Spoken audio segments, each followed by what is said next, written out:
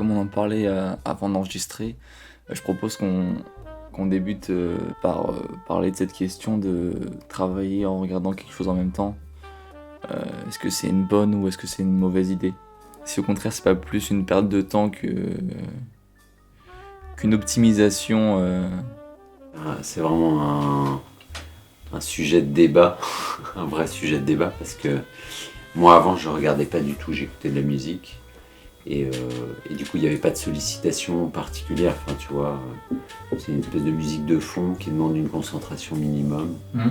Et puis effectivement avec internet, le fait d'avoir 2 écrans, moi je travaille sur Cintiq et j'ai un écran tu vois à côté sur lequel je mets ma doc ou enfin, si j'ai besoin, il y a Photoshop en général sur la Cintiq et les références à côté. Ouais. Et au début, pas du tout, je faisais pas du tout ça. Et puis un jour, ouais, j'ai commencé à regarder comme ça, à laisser tourner un film. Et puis 2, et puis 3, et puis ça devient une espèce de petite routine, une petite habitude où tu vois, il y a besoin d'avoir cette musique de fond plutôt qu'un silence permanent. Et sans m'en rendre compte, en fait, je me suis aperçu que ça posait problème au bout d'un moment avec mon travail. Et en fait, je m'en suis rendu compte parce que j'ai lu un bouquin de Richard Williams qui a fait Si, il veut la poudre Gérald Vitt. Ouais. C'était une illustration avec Milt Kahl. Milt Kahl, c'était un des 9 animateurs de chez Disney. Il lui demande est-ce qu'il peut mettre de la musique et il lui répond absolument pas, moi je peux pas faire deux choses en même temps. Non, je suis pas assez intelligent. Et ce truc-là, je me suis dit, mais ça se trouve, il a raison. Puis si ce mec-là, qui est quand même une sommité dans le domaine, qui est quand même une référence mondiale du dessin, enfin dans l'animation, enfin qu'il l'était en tout cas, si ce gars-là fait ça, peut-être qu'il y a un fond de vérité. Et donc je me suis toujours posé la question de savoir si finalement ça parasitait pas complètement mon travail et que sans m'en rendre compte, en fait, ma concentration était en permanence détournée. Donc j'ai fait des recherches, j'ai regardé un peu et il n'y a pas longtemps, je me suis aperçu, enfin des neurologues disent très clairement que le cerveau est monotache. Tu peux pas faire deux choses à la fois. Et j'ai vu il n'y a pas très longtemps, c'était des petites vidéos sur internet qui parlent de thématiques diverses et variées, qui parlaient du rapport au téléphone portable et qui disaient qu'en moyenne on déverrouille 80 fois son téléphone par jour et que le cerveau a besoin de 25 minutes continues pour être complètement dans une tâche. Donc il faut 25 minutes de concentration en continu pour vraiment être complètement centré sur une tâche qu'on effectue. Et le fait de déverrouiller 80 fois par jour son téléphone, en fait, ça fait qu'en moyenne, on déverrouille toutes les 12 minutes. Et donc, toutes les 12 minutes, on sort de la tâche qu'on est en train de faire pour aller vérifier n'importe quoi, un message, n'importe quoi sur son téléphone. Et après, ça redemande de repartir de zéro pour se reconcentrer sur sa tâche. Et sans s'en rendre compte, en fait, le cerveau, il est parasité en permanence. Et même dans la vidéo en question, il précisait que même un téléphone éteint à côté de nous mobilise la concentration du cerveau, qui est sans arrêt en train de se demander si ça va sonner. Vraiment, ça interroge sur la place d'un écran, d'une vidéo, d'un truc qui tourne, même du son. Moi, j'écoute des podcasts, j'écoute de la musique, enfin, parce qu'il y a quelque chose qui a du mal à ne pas le faire, en fait. Moi, ça m'est arrivé pareil, j'avais commencé en m'attendant un truc en même temps, pareil, et en me disant que j'allais justement optimiser mon temps. Et parce que c'est soit des trucs que je voulais regarder depuis un petit bout de temps, soit des vidéos, enfin généralement c'est des trucs qui sont pas forcément spécialement importants. Et on se met à faire ça parce qu'on se dit bah je vais gagner du temps, je vais mater ça en même temps, et puis au final en fait on n'est ni dans ce qu'on dessine, ni dans ce qu'on regarde, on est dans une sorte d'entre-deux, au final bah du coup c'est encore plus une perte de temps qu'autre chose parce que on n'est pas plongé dans l'un ou dans l'autre. Ouais. Alors après, je me souviens d'avoir j'ai bossé dans un studio d'anime, c'était sur Aya du Okugon, le long métrage. Et il y avait des animateurs, donc des gens qui faisaient de l'anime depuis très longtemps. Et je me souviens d'une discussion avec une fille qui écoutait, elle, la radio, donc des podcasts, et qui en parlait justement, et elle disait tout dépend de ce que je suis en train de faire. Il y a des choses, je peux pas être parasité par autre chose que le dessin. Il faut que je sois dans le dessin. parce que ça demande trop de concentration. Par exemple, sur certaines phases d'anime, elle pouvait pas écouter des trucs. Elle sentait que physiquement, c'était très compliqué pour elle d'être centrée sur ça. Et moi, je sens ça aussi beaucoup. C'est-à-dire que si, là je fais de la BD en ce moment, s'il y a des cases compliquées, je sens qu'il faut vraiment que je sois centré. Et un certain temps, alors qu'il y a des tâches comme, tu vois, maqueter des trucs sur Photoshop, enfin, tu vois, des trucs assez routiniers, qui finalement sont très répétitifs. Alors là, il n'y a aucun scrupule à, tu vois, laisser tourner un podcast. Et même parfois, tu vois, une vidéo que je regarde même pas en fait, que je peux même mettre, ne pas afficher à l'écran, juste écouter le son. Donc ça dépend vraiment de ce que je suis en train de faire. Je pense que c'est quand même compliqué parce que je donne des cours en parallèle et enfin ça c'est un truc que je vois chez les élèves. Il y a une capacité de concentration ultra limitée. Quand ils arrivent les premiers cours et même parfois plusieurs années après, quand je donne des cours de modèle vivant, moi j'interdis systématiquement le portable. Ils n'ont pas le droit de sortir un portable, sinon ils sortent de la salle. Ils n'ont pas le droit de discuter. Parce que sinon, c'est la porte ouverte à cette incapacité à le faire. À être concentré sur un truc, à vraiment être dedans un temps donné.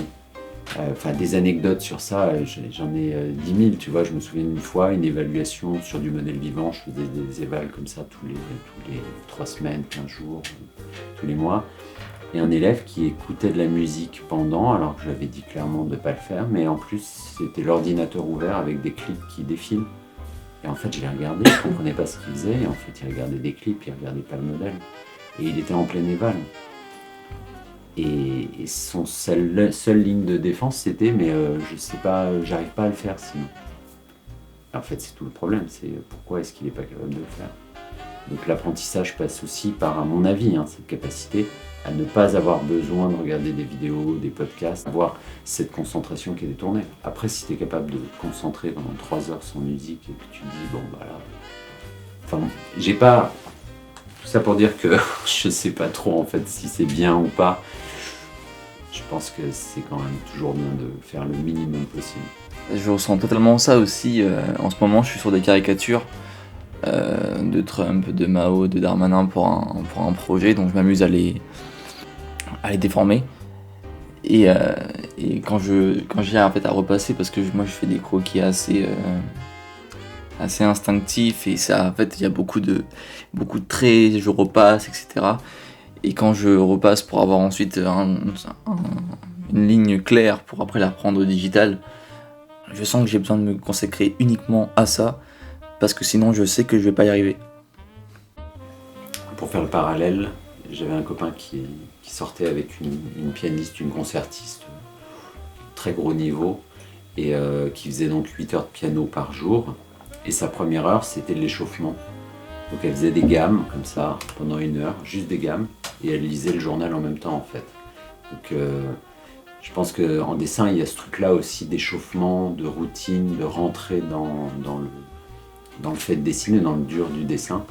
Et il y a des trucs qu'on peut faire qui mobilisent un minimum de concentration. Après, il y a aussi le côté amusant du croquis, c'est-à-dire de se laisser porter et de laisser se balader sa main sur sa feuille et de voir ce qui se passe quand on n'est pas vraiment dedans aussi, c'est aussi intéressant. Ah ouais, bah, moi il y a même parfois, je fais des trucs, j'aime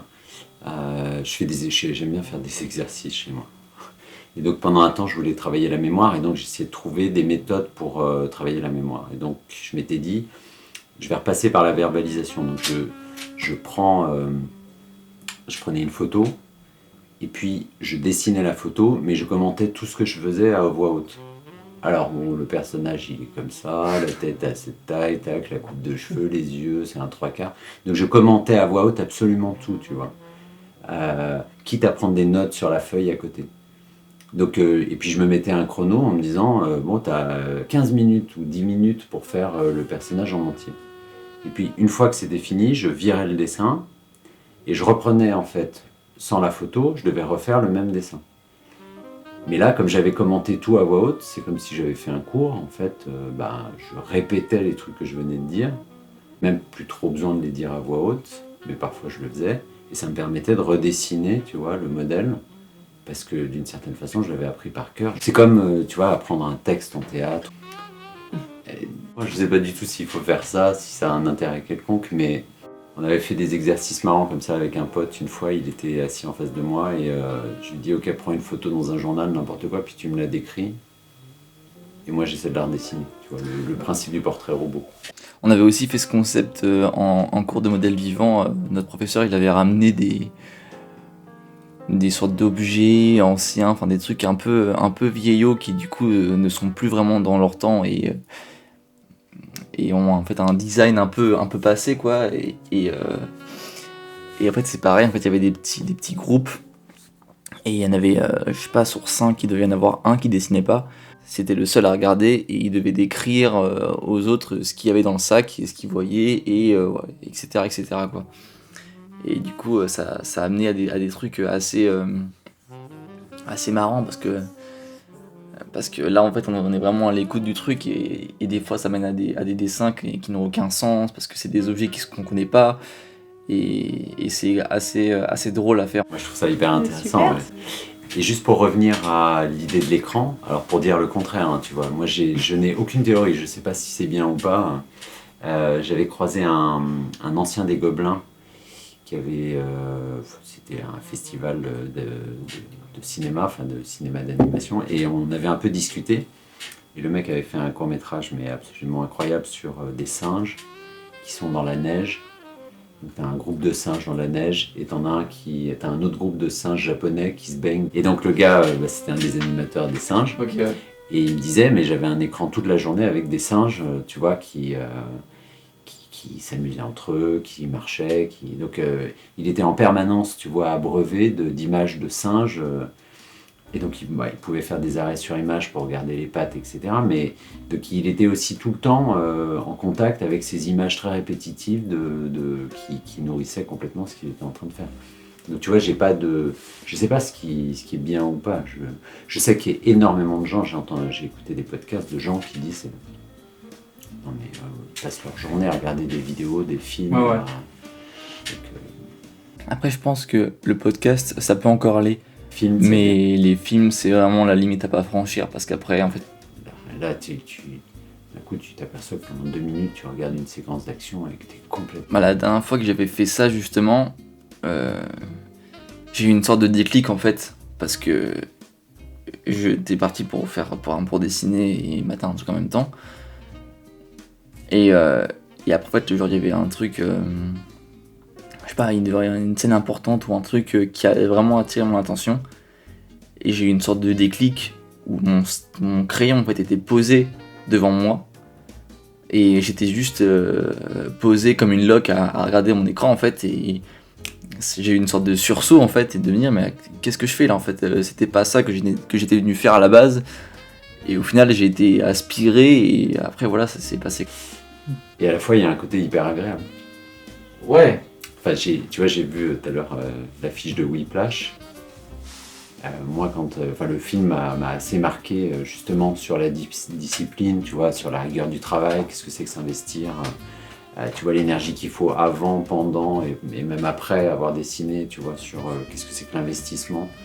Je pense que quand il y a un film qui tourne, l'investissement est quand même très moyen, tu vois, et le faire une journée, pourquoi pas, mais si c'est un truc qui est routinier, au bout d'1 an, 5 ans, il y a une énorme différence entre quelqu'un qui le fait et quelqu'un qui le fait pas, ça, à mon avis c'est sûr. Et la marge de progression, elle n'a rien à voir entre quelqu'un qui est vraiment centré sur ce qu'il fait et quelqu'un qui est dans le plaisir. Mais je comprends, hein. Enfin, je comprends complètement, mais je suis plus sceptique. Mais la question c'est toujours, est-ce que je suis capable de ne pas le faire ? Ouais. Parce que, tu vois, moi par exemple, je bossais chez moi, je sais que c'était une tentation. Tu vois, ce truc de...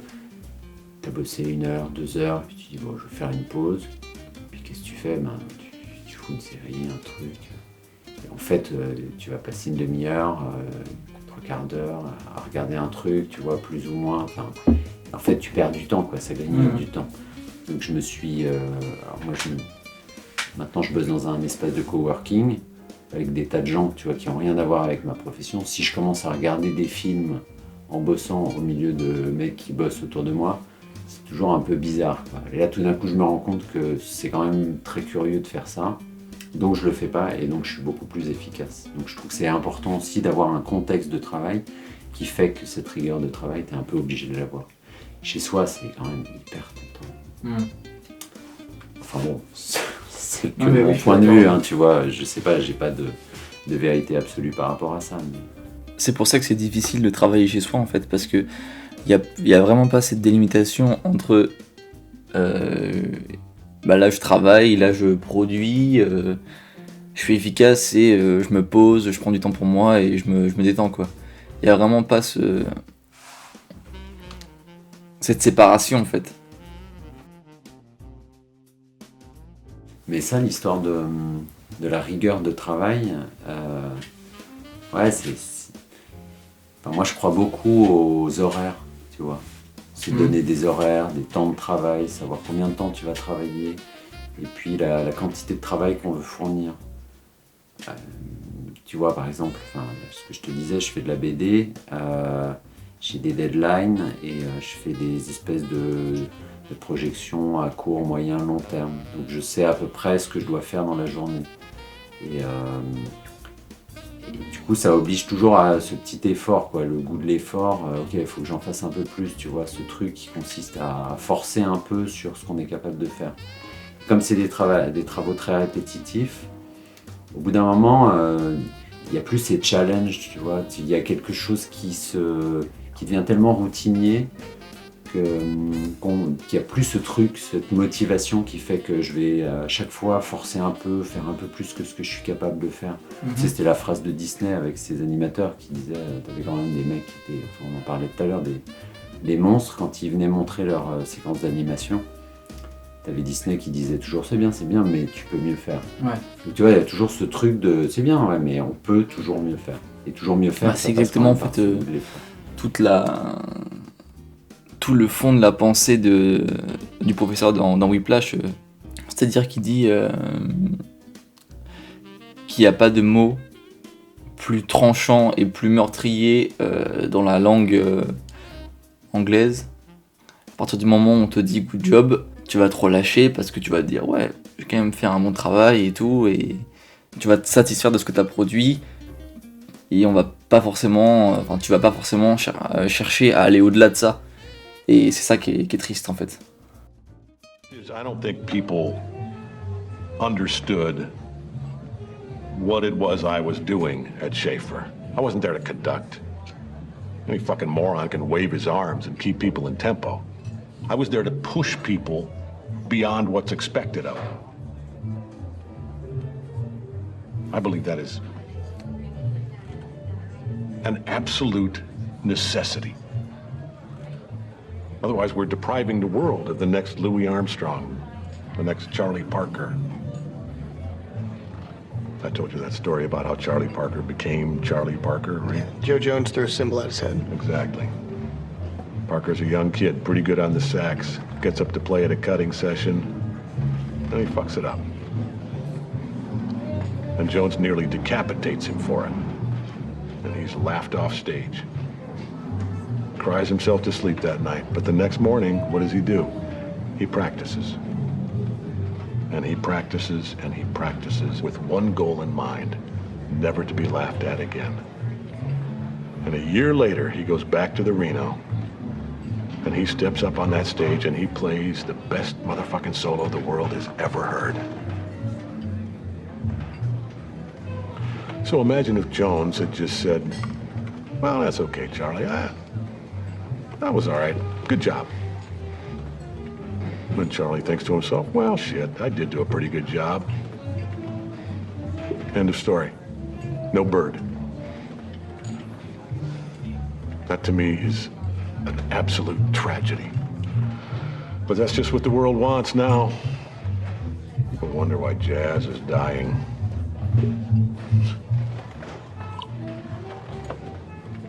I'll tell you, man, and every Starbucks jazz album just proves my point, really. There are no two words in the English language more harmful than good job. Alors moi j'y crois à fond, Ouais, tu moi vois. Là je donne des cours dans une école qui s'appelle Penningen, et il y a le directeur qui disait un truc qui me paraissait très juste. À Penningen, il y a une espèce de réputation, tu vois, d'exigence, de dureté de l'enseignement. Et il disait, il y a deux voies en fait. Soit tu as la voie du prof qui, dans certaines écoles, et je l'ai vu, essaie d'être sympa avec les élèves. Souvent parce qu'il veut être apprécié, tu vois, il veut être aimé de ses élèves, donc il se dit, le meilleur moyen c'est d'être sympa. Donc, je suis sympa avec les élèves, donc ça marche au début, les élèves le trouvent sympa. Puis au bout d'un moment, comme il est sympa et qu'il valorise tout le temps les élèves, les élèves commencent à douter sérieusement. Du coup, il y a une espèce de remise en question de la légitimité du prof. Et en fin d'année, en général, le prof, il est méprisé. Tu vois, il est regardé de haut. Alors qu'à Penningen, la philosophie, c'est plus, au début, on est hyper dur, on cartonne, on met des notes dures, pour que les gens comprennent que c'est pas bon, quoi. Donc on est parfois méprisé, détesté, tu vois, des élèves, ça passe pas bien, mais c'est comme ça. Puis dans un second temps, tu t'aperçois que les élèves finissent par te respecter, parce que tu lâches pas prise, quoi. T'es pas en train de les considérer comme la 7e merveille du monde. Et en fin d'année, paradoxalement, les élèves, ils finissent par t'aimer et t'apprécier vraiment.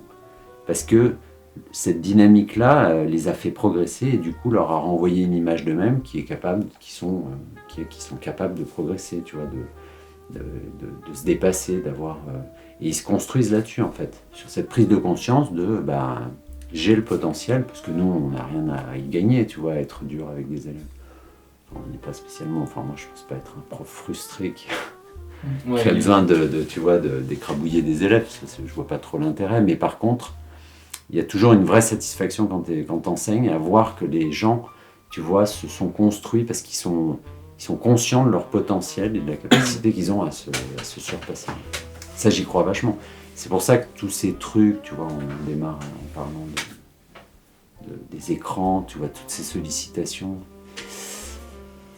c'est des pièges à mon avis. Enfin, tu vois, il faut s'en méfier. Je reviens sur cette question d'horaire. Est-ce que vous, il y a des horaires dans lesquels vous sentez que vous êtes plus productif que d'autres ? Des plages horaires en fait dans lesquelles vous sentez que là vous pouvez produire et être efficace ? En même temps.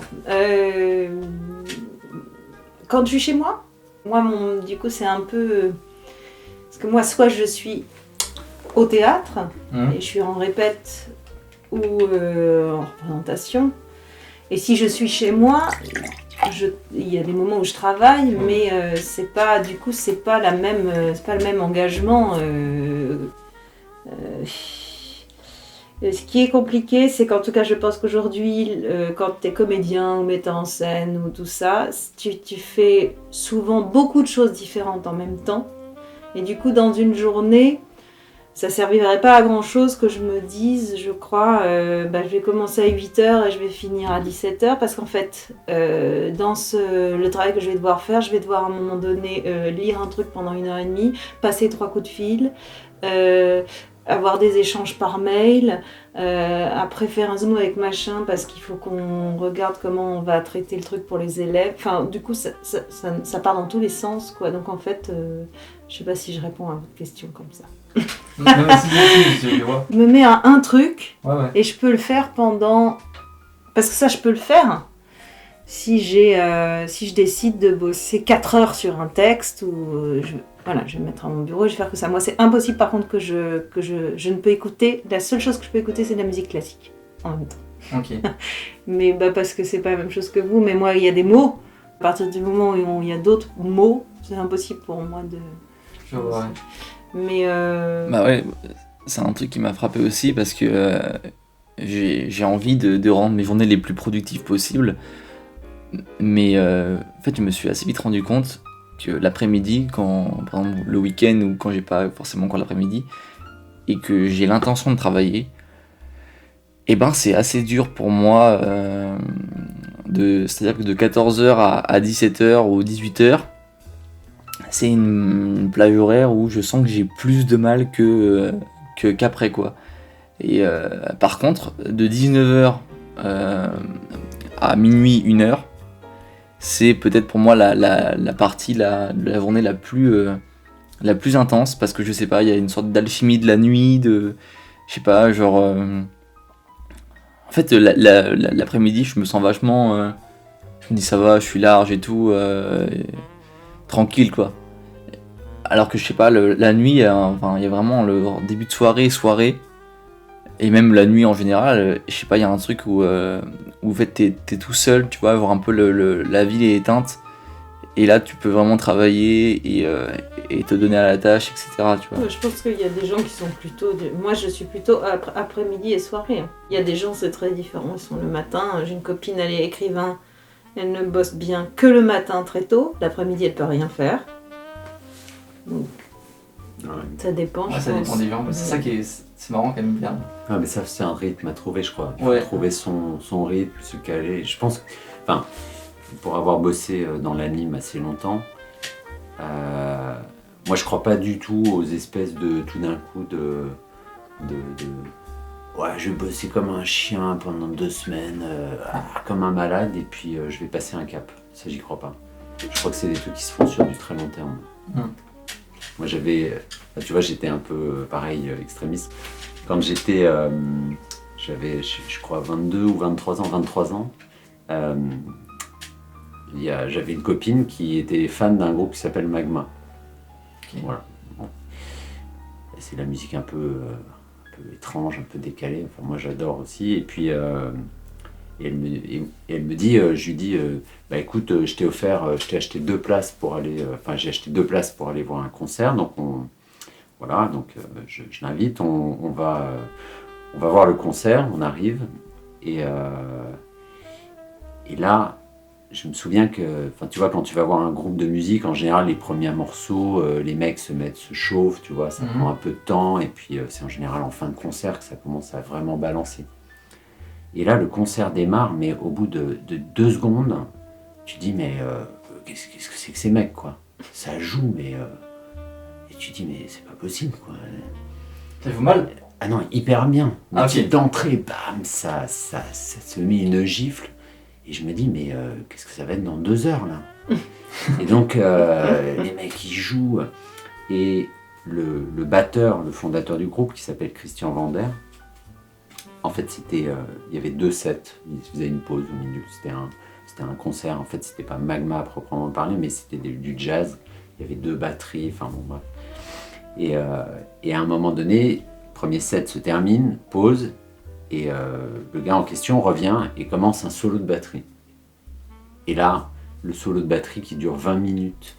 Et surtout, tu vois, les solos de batterie, au bout de 2 minutes, tu te fais chier. Enfin, tu vois, le mec, il en fout partout. Tu te dis, bon, ok, c'est bien, bravo. Mais là, le mec... non, mais c'était... Et on était tellement scotchés avec ma copine, on regardait le truc, on était juste à côté de la batterie en plus. On s'est aperçu au bout d'un moment qu'il y avait un photographe qui nous prenait en photo, tellement on devait avoir des tronches, mais à écouter le truc. Et ça m'a, ça a changé ma vie, tu vois. Je suis sorti du concert, je me suis dit, mais c'est dément ce que je viens de vivre. Et moi, je veux dessiner comme ce mec joue de la batterie. Et la copine en question avait une biographie écrite par Antoine Decaune sur Magma, donc je lis la biographie, tu vois. Et là, je découvre que le mec, c'est ambiance Whiplash, tu vois. Il fait de la batterie, il met des poids sur ses mains et ses pieds pour jouer. Il joue, il se met dans sa baignoire. C'est un ninja de la musique. Et puis le mec, il fait des roulements sous l'eau pour se muscler. Et à un moment donné, il raconte une anecdote. Il dit qu'avec le groupe, ils ont un producteur et il se dit, il dit au groupe, on va aller emprunter la maison de ce producteur et puis on va s'entraîner comme des malades pendant X temps, tu vois, pour préparer des concerts. Donc les mecs, ils arrivent dans la baraque. Le matin, ils se lèvent à 6h. À 7h, ils vont faire un footing. À 8h, ils se mettent à jouer, individuels chacun de leur côté, jusqu'à midi. Ils mangent ensemble. 13h, ensuite pendant 4 heures à peu près, ils jouent individuellement. Ils dînent ensemble. Puis le soir, ils jouent collectif jusqu'à minuit. Et le lendemain, rebelote tous les jours. Et moi, je me dis, je vais faire ça. Et donc, j'écris un scénario. À l'époque, je travaillais dans l'anime, donc pendant la prod, j'écris un scénario de BD, alors comme je voulais faire de la BD. Et comme je sais pas trop comment ça se passe, j'écris un scénario, et j'écris un scénario de 200 pages, tu vois, je me dis, bon, donc j'écris un bouquin en fait. Ok. Mais je savais pas qu'il fallait juste faire, tu vois, un synopsis, tout ça, donc je fais le scénario, puis après je fais le découpage des premières planches, et comme je sais pas trop, je découpe 100 planches. Je fais le découpage de 100 premières planches. Et puis après, je dis à un pote et ma copine de l'époque, je lui dis, ben voilà, je vais chercher un endroit où je vais pouvoir aller travailler. Donc je pensais à la Bretagne, donc on prend une bagnole, et puis on fait le tour de la Bretagne, tu vois, pendant un week-end. Et à un moment donné, on passe par Quimper, et je me dis, ben Quimper c'est bien, je vais aller m'installer là.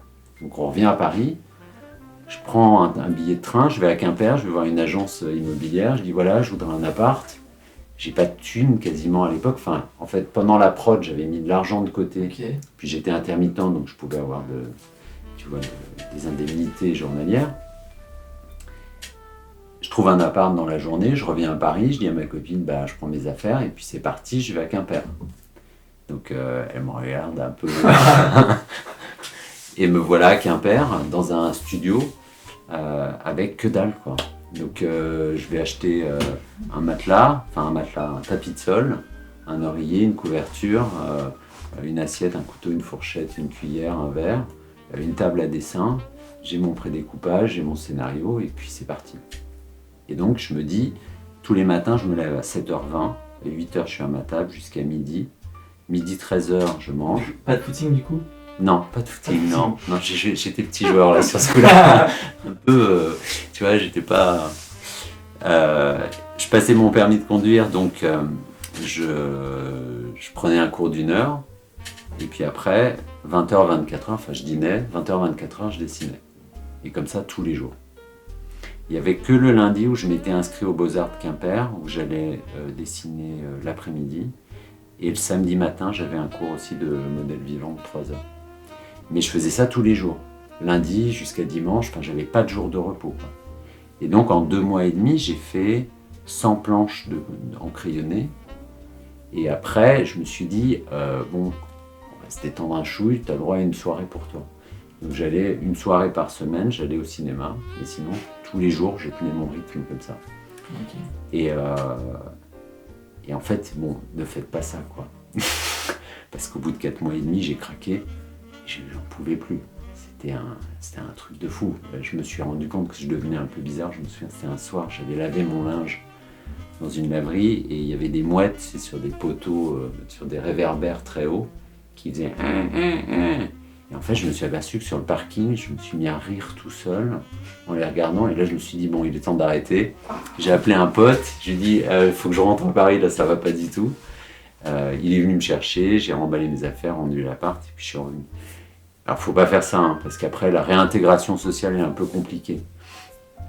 Mais par contre, en termes d'engagement, de travail, c'était hyper intéressant, tu vois. Il y avait un truc qui s'était... Enfin, je pense que sur cette période-là, j'ai passé des caps en termes de compréhension de dessin. Et surtout, ce qui était fou, c'était que au bout d'un moment, il y avait une espèce de truc un peu de transe qui faisait que je me couchais le soir, j'avais mes planches en tête, je me relevais le matin, j'avais l'impression de ne pas avoir arrêté. Et du coup, il y avait un truc en continu avec ça. Alors, c'est un peu problématique parce qu'au bout d'un moment, tu penses plus qu'à ça. C'est la seule chose qui t'intéresse. Et je me souviens du premier resto que j'ai fait avec des potes en rentrant. Mais je comprenais même pas de quoi ils parlaient. Je me disais, mais de quoi vous parlez, quoi? C'est quoi l'intérêt enfin, et du coup, tu vois, le décalage, je me suis dit, ouais, faut vraiment pas faire ça.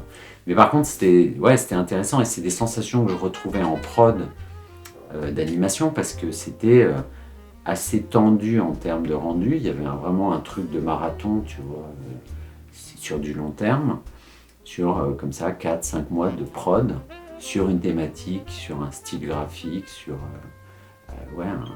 qui fait qu'au bout d'un moment, tu intègres le truc. Puis en général, ce qui est frustrant, c'est qu'en fin de prod, tu gères vraiment bien le style et puis la prod s'arrête, donc tu passes à autre chose et tu es obligé de repartir à zéro et de réintégrer des codes graphiques, un style graphique. Voilà. Du coup, tu as dit 2 choses vachement intéressantes. Donc tout ce qui est style graphique des différentes prods d'anime, on pourrait y revenir plus tard.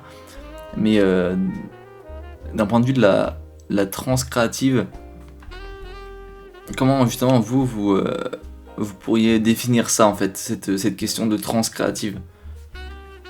Parce que justement, j'en parlais avec des amis qui étaient là hier, qui eux aussi dessinent beaucoup, et on échangeait un peu sur cette question-là.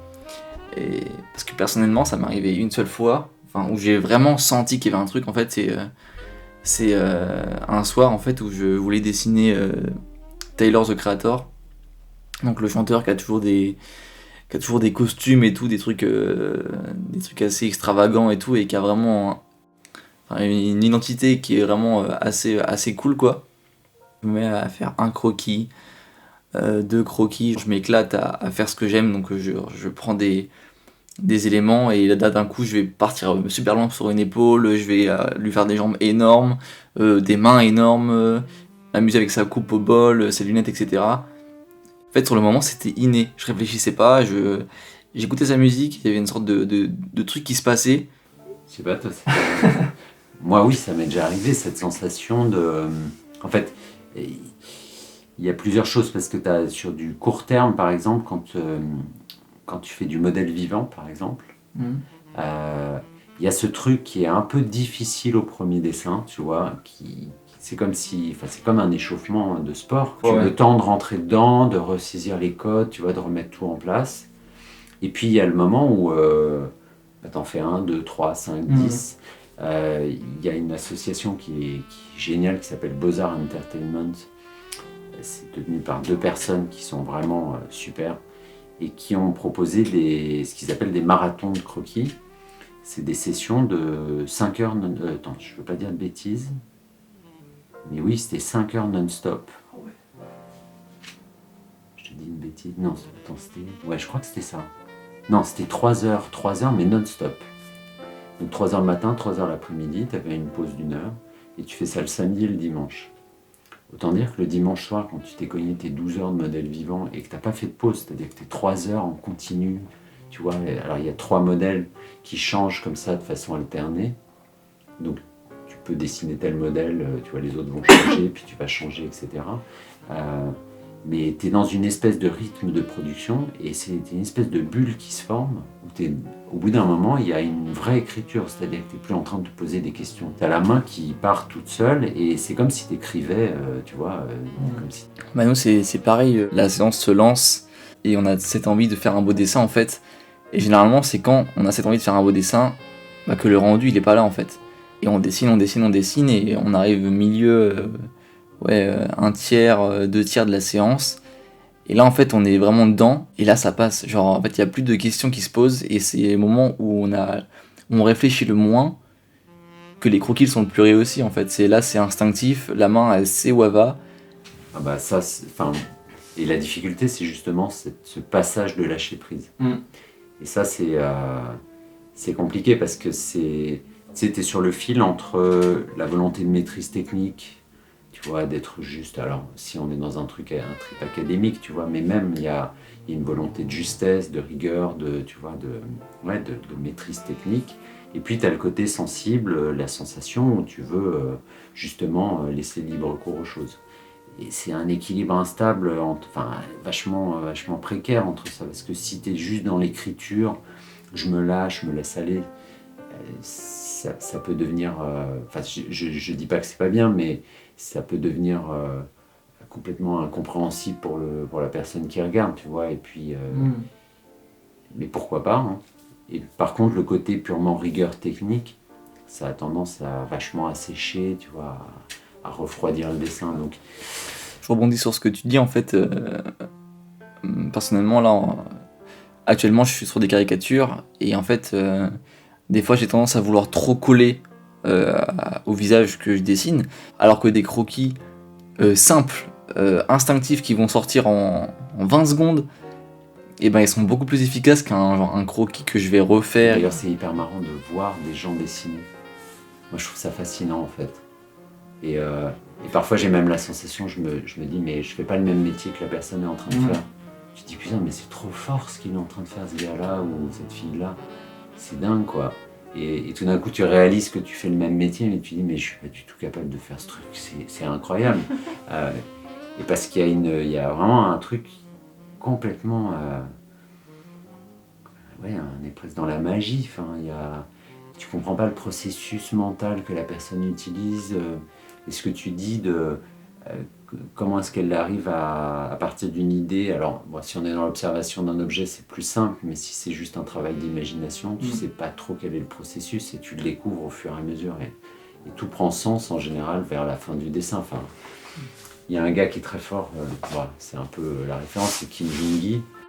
On se dit, la question c'est comment ce mec fait, quoi. Ça devient limite abstrait, mais recontextualiser, le truc prend sens et tu te dis, putain, mais c'est dingue. Il y a un côté virtuose. Évidemment, il n'y a pas que ça qui fait la valeur d'un dessin, mais c'est quand même très impressionnant. Et du coup, par rapport à la transe créative dans le théâtre, est-ce que des fois tu ressens ça aussi La transe, ouais, je crois que j'utiliserais moi pas ce mot. Là, par contre, il y a des moments un peu de grâce sur scène où tout d'un coup ça se passe très bien, mais qui sont un mélange de plein de choses en fait, en général de beaucoup de travail auparavant, et puis tout d'un coup, hop, ça roule, alors que tu galérais. Et puis il y a le public aussi, il y a ton partenaire, enfin il y a un ensemble de choses qui fait que tout d'un coup, tu sens que ça décolle un peu, mais ça va pas durer forcément toute la représentation. Donc ces moments-là, ils sont... en gros, la seule chose dont tu es sûr, c'est que plus tu travailles, plus tu risques... que ça arrive. Oui, Ouais. voilà. Après, transe, dans le sens où on oublierait un peu où on est. Je réfléchis en même temps que je réponds, hein, parce que... moi, je pense que c'est toujours les périodes où j'ai été la plus entraînée. C'est-à-dire que j'ai fait de la scène ou de la répétition ou du corps ou énormément d'heures par jour, qu'au bout d'un moment, tu acquiers tellement de réflexes que t'as plus besoin de te préoccuper d'un certain nombre de choses techniques et que du coup, tout d'un coup arrivent des choses qui te paraissaient difficiles à atteindre avant sans peiner laborieusement. Voilà, mais donc comme un sport en fait. C'est-à-dire comme si, je sais pas si je suis claire. Mais ça rejoint totalement et ça s'applique aussi parfaitement au dessin. C'est au bout d'un certain temps d'entraînement, d'acharnement et de technique, en fait, il y a une sorte de lâcher prise et d'habilité qui se crée où en fait ça devient acquis.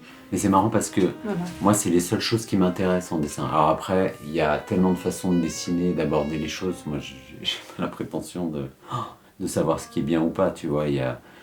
Enfin, tu m'as montré des dessins tout à l'heure, moi je trouve ça fascinant, mais je vois à quel point je suis éloigné de cette approche du dessin, et pourtant je trouve ça passionnant. Bon, après c'est moi, hein, ce que j'aime faire, moi, c'est le modèle vivant. J'aime le dessin du corps humain, et c'est à peu près tout en fait. J'ai pas la prétention d'avoir un univers graphique, pas du tout. J'ai pas la prétention de savoir raconter des histoires, même si je fais un peu de BD, tu vois, mais non, vraiment, c'est ce qui me plaît, c'est moi, vraiment, je veux bien mourir comme ça, tu vois, c'est devant un modèle vivant et dessiner un modèle vivant. C'est vraiment ce qui me fascine. Est-ce que tu sais pourquoi du coup ? Mais non, parce que, alors c'est même assez paradoxal, parce que quand j'ai commencé, je suis passé par les Gobelins, par la dernière année aux Gobelins, après j'ai travaillé dans l'anime tout de suite derrière, et on m'a dit, bon, t'as l'air pas mauvais en décor, tu vas faire du décor. Puis après, quand tu rentres dans l'anime, tu fais du décor une fois, tu fais du décor toute ta vie.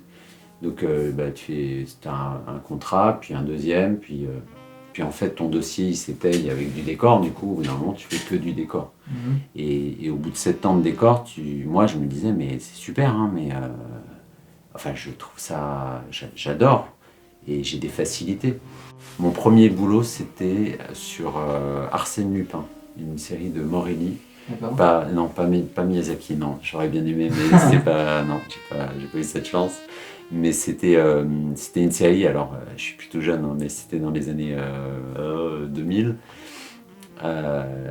Et donc j'arrive c'était France Animation, c'était début juin. Je sortais des Gobelins, je cherchais du taf et je tombe sur un dire de prod qui me dit bah écoute, ouais, tu vas essayer. Et donc dans l'anime, tu fais 3 jours de test. Alors ça dépend, hein, mais à l'époque c'était ça. Je fais 3 jours de test comme j'avais juste un dossier de sortie d'école. Donc je bosse 3 jours. C'est un univers un peu à la Hugo Pratt, noir et blanc. En plus ça c'était un style art déco. Ça se passait dans les années 30. Donc j'avais des rêves, il fallait tout de suite que je m'adapte. On me dit, bon, tu vas faire tel et tel et tel décor. Donc tu as une liste de 4-5 décors et puis tu dois faire ça dans le registre graphique qui est proposé pour la série. Donc je fais ça et puis au bout de 3 jours, ils me disent, bon, bah c'est bon, vas-y. Et là, je me cogne, ils me disent, tu as 80 décors à faire pour un mois. Mais c'était 80 décors, plus alors c'était 80 rough, plus 80 mises au précisées au crayon, puis après ancrage, puis après mise des noirs et blancs. Et du coup, tout est à la main? Tout est à la main, et moi j'ai jamais bossé dans l'anime, j'arrive et je suis le seul sur la prod. C'est-à-dire qu'en fait, il y avait une prod, mais toute la prod se déroulait dans un autre studio, et ils sous-traitaient un épisode chez France Anime. Et moi j'étais le seul décorateur, seul dans une pièce. Et vas-y, démerde-toi avec ça. Et là, j'ai un peu transpiré. Là, je veux dire, là, on parlait de se foutre un coup de pied au cul. Là, je veux dire, j'étais un peu à fond, quoi. Et donc, j'avais aucune méthode, je ne savais pas comment faire. Donc, j'invente des trucs avec des règles. Je ne fais pas de crayonné, je pars direct sur de la perce. Enfin, j'ai bidouillé un truc comme je pouvais. Et puis, je me souviens, je venais tous les samedis, une fois je suis venu tout un dimanche. Enfin, c'était quand même assez tendu. Et bon, finalement, ça l'a fait. Les mecs ont compris qu'ils m'en avaient donné un peu trop. Et puis, ils ont baissé les quotas. Ils m'ont dit, bon, t'en feras plus de 40 par mois. Et en fait, bon, après, ça roulait. J'avais mis en place des méthodes, des routines. Donc, au bout d'un mois, ça marchait. Je ne sais plus pourquoi je te disais ça. Donc, j'ai fait pas mal de décors. Donc, après, je suis embauché pour du décor sur... Il y avait, c'était quoi, Black et Mortimer chez Ellipse, enfin bon, des séries d'animes. Et c'est vrai qu'au bout d'un moment, t'en as marre, quoi. Tu te dis, je vais passer ma vie à faire du décor. Et pourtant, c'était facile parce que quand j'allais en soirée, je me rendais bien compte que ce que je regardais inconsciemment, c'était les décors. Tu vois, j'étais dans une soirée, je pouvais redessiner l'appart, les meubles. Enfin, tu vois, il y avait une façon d'observer le monde qui était je regarde les objets et l'architecture et la végétation mais alors les gens pas du tout tu vois, tu me demandais comment étaient habillés machin, j'étais incapable de te répondre. J'arrêtais pas de me dire mais c'est pas possible, je vais au cinéma, je regarde un film, il y a un mec que je vois pendant 2 heures, un héros, je sors, je ne suis pas capable de le redessiner. Comment c'est possible de regarder quelqu'un 2 heures et de ne pas être capable de le redessiner? Et ça me frustrait vachement. Enfin, ça m'énervait. Donc j'ai repris des cours de modèle vivant. J'ai rencontré Michel Loricella, qui m'a donné mon premier cours de morpho. Et là, ça a été une révélation. Alors là, ça a changé ma vie. Je me suis dit, mais c'est juste fabuleux. Enfin, la morpho, enfin, je comprends ce que je dessine. Enfin, je vais retenir les formes parce qu'elles ont du sens. C'est pas je redécouvre un modèle à chaque fois que je commence un dessin parce que c'est une forme nouvelle. Donc je me suis rendu compte qu'il y avait tout un tas de choses à apprendre et que ça c'était un savoir sur lequel j'allais pouvoir m'appuyer après pour dessiner la figure humaine. Alors je pense que j'avais, contrairement à des tas d'autres dessinateurs, pas du tout de prédisposition pour ça. Les gens ils vont dessiner spontanément du modèle vivant, ou des gens ou des personnages, ou depuis tout petit ils recopient de la BD ou du dessin animé. Donc ils arrivent déjà avec un bagage quand ils commencent leurs études qui leur donne des facilités énormes. Moi j'avais pas du tout ce parcours. Du coup je me rendais compte que j'avais vachement de retard. Donc il a fallu que je bosse sur ça. Et c'était marrant parce que quand j'ai commencé à me dire ok maintenant tu vas faire du perso, alors je faisais des tentatives de BD en parallèle. Et j'avais envoyé, après de nombreux essais, un projet chez Glénat, qui m'avait renvoyé une lettre en me disant « Bon, c'est pas mal, mais il faudrait changer ça, ça, ça, ça et ça. » Et donc, j'avais plus droit à la lettre type « Votre projet est intéressant, mais ne correspond pas à notre ligne éditoriale, merci, à bientôt. Tu vois, et là je me suis dit, je tiens un truc, je suis à la limite de pouvoir faire de la BD, parce que c'était vraiment ce que je voulais faire depuis toujours. Et quand j'en suis arrivé là, je me suis dit, ok, t'arrêtes tout, t'arrêtes l'anime. J'ai mis de l'argent de côté avec la prod d'avant, de nouveau. Je me suis réinscrit dans une école de dessin en tant qu'élève. J'avais 27 ans, je crois, ou 28. Ouais, maintenant 28 ans. Et donc j'allais tous les matins dessiner dans l'école. Alors il y avait des gens qui avaient 10 ans de moins que moi. Mais c'est pas grave, j'étais là pour apprendre. L'après-midi, j'allais au cours de morpho aux Beaux-Arts de la mairie de Paris, aux Beaux-Arts de Paris. Et le soir, j'allais au cours de morpho aux Beaux-Arts de la mairie de Paris. Donc je me cognais comme ça des journées énormes pour apprendre, pour essayer de rattraper le retard. Et puis en parallèle, j'ai découvert que je ne regardais pas les gens. Tu vois, quand je me souviens, dans le métro, je me suis dit un jour, ok, maintenant tu vas regarder tout le monde dans le métro, tu regardes tout le monde. Donc je m'asseyais et je regardais comme ça, un à un, toutes les personnes, enfin une à une, toutes les personnes dans le métro.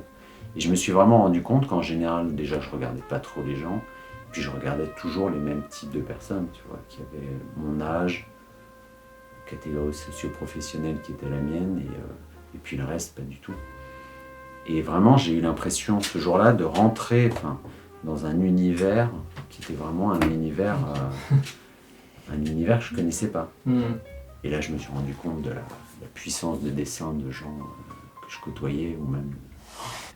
C'est là en fait que on se rend compte que le dessin, c'est regarder. Il y a voir et regarder.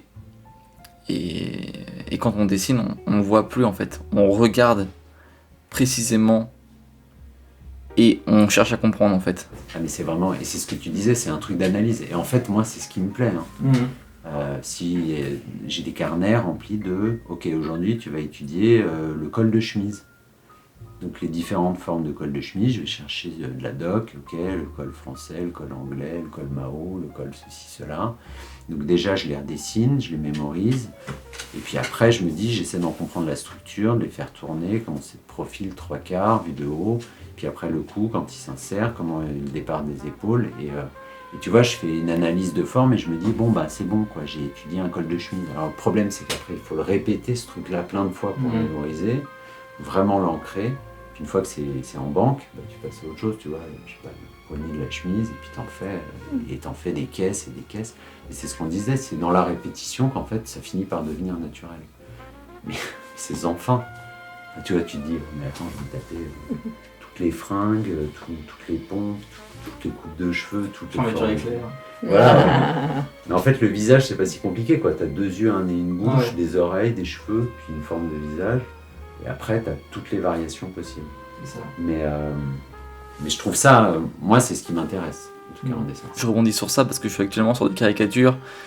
Il y a des codes en fait qui vont revenir. Là, c'est pareil, c'est de la recherche en fait, mais je sais par exemple que pour Trump, je vais mettre les yeux très bas. Je vais mettre des sourcils qui vont vraiment mordre les yeux. C'est des codes que j'applique et en fait je cherche la forme que j'ai en tête et tant que je l'ai pas, je la refais pour ensuite arriver du coup au croquis que j'avais pas en tête depuis le départ. En plus ça, moi il y a 2 trucs que tu dis qui me paraissent hyper intéressants. C'est je pense qu'on est un peu pareil sur la caricature. Tu vois, c'est ce truc de déformation, de jouer avec les formes, j'agrandis, j'étire, je diminue, tu vois, comme une espèce de table de mixage où tu pousses des potards et en fait tu peux t'amuser à déformer. Alors ça, moi, le jour où j'ai découvert qu'en fait on pouvait quitter la représentation figurative académique pour jouer avec ces formes, alors là il y a un plaisir de dessin gigantesque qui apparaît. Et puis le deuxième truc, tu parles de code. Alors moi, je suis plus dans un travail analytique, figuratif, académique, tu vois, 19e siècle, où je vais au fond de la forme, j'essaie d'expliquer, de comprendre la forme de l'œil, l'épaisseur de la paupière, machin, tu vois, être vraiment dans une représentation figurative. Mais quand tu parles de code, moi, je trouve que c'est aussi un domaine de recherche. Mais alors, j'avais bossé avec un gars qui était à fond là-dedans, on faisait du décor ensemble, et lui, son truc, c'était justement les codifications pour représenter des choses, tu vois, des cailloux, quel code j'utilise pour faire des cailloux. Alors, il existe plein de codes, comment je fais l'écorce d'un arbre, du béton, tu vois, tout un ensemble d'éléments graphiques qui permettent de représenter des choses. Lui, il faisait des tonnes de photos, il se baladait dans la nature, il photographiait des cailloux toute la journée, tu vois, alors, tel type de cailloux, machin, des galets, des trucs petits, gros, etc. Et après, il se posait la question comment il allait représenter graphiquement ces éléments. Mais alors là, c'est aussi après, comment graphiquement on représente un œil, enfin, il y a un milliard. C'est aussi un certain sadomasochisme de se dire en fait, on pourrait s'arrêter à une version en fait, mais ça serait se priver de 30 versions qui seraient possibles de faire aussi et qui seraient tout aussi drôles et intéressantes à faire en fait. C'est que ça serait bête de s'arrêter à 1 quand on peut en faire 30 par exemple.